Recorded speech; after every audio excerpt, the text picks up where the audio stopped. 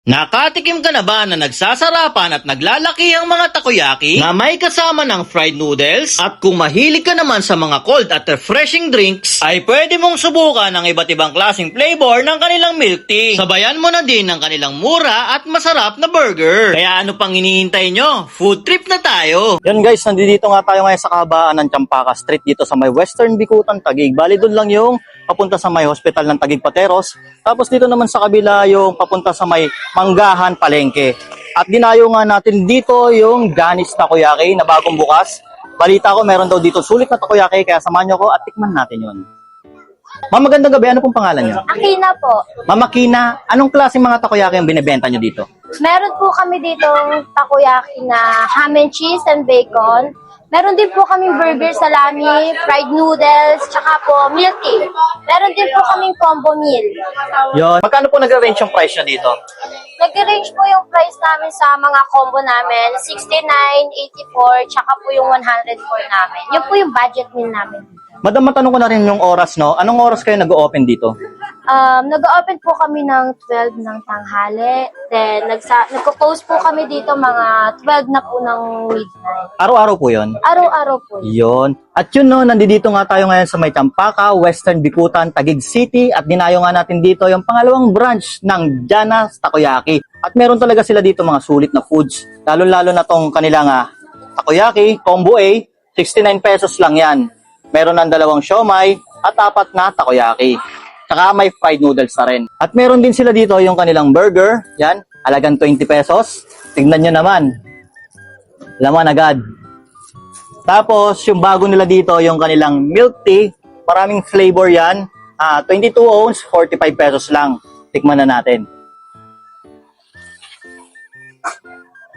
Yun. Ito yung lagi kong binabalik-balikan dito sa kanila. Yung kanilang combo A. Kasi sulit na talaga, 69 pesos. Meron nga ng fried noodles. Tapos dalawang siomay, tsaka 4 pieces na takoyaki. Tuloy lang natin, no? Yan, no?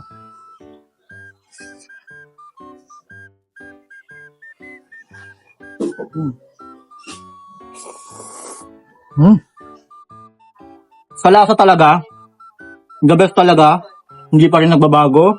Yung pagkakaluto ng kanyang toge, sulit pa din. Tsaka yung lasa ng kanilang sauce dito, ang sarap talaga. Ayan, tikman din natin yung kanilang takoyaki. Yan, oh.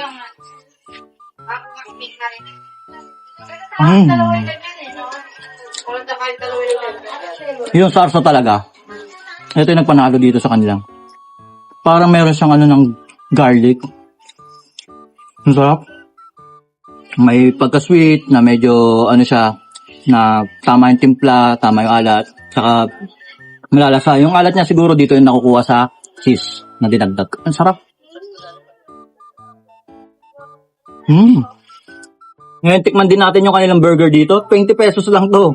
Saka kayo makakita ng burger na 20 pesos lang. Yun, tikman na natin yan. Meron sila dito, yan yung hot sauce.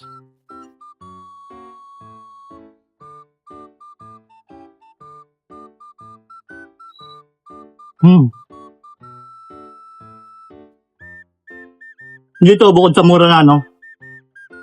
Masarap yung burger nila dito. Sa presyo niya, hindi ka nalugi.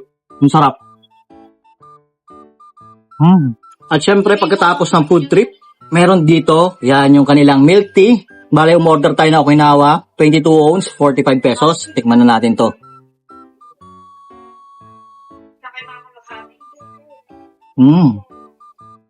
Ayos dito, ang daming boba. Unang higop pa lang, pasok na agad yung boba. Refreshing talaga, tama yung tamis. Milky siya. Sa halagang 45 pesos, panalo to. At yun mga kayo-pips, no, open nga pala sila dito ng 12 ng tanghali hanggang 12 na madaling araw. Dito lang ulit yan sa may Champaka Street, Western Bicutan, Taguig City. Hanapin nyo lang tong Johnny's Takoyaki. Sulit dito, promise, hindi kayo magsisisi.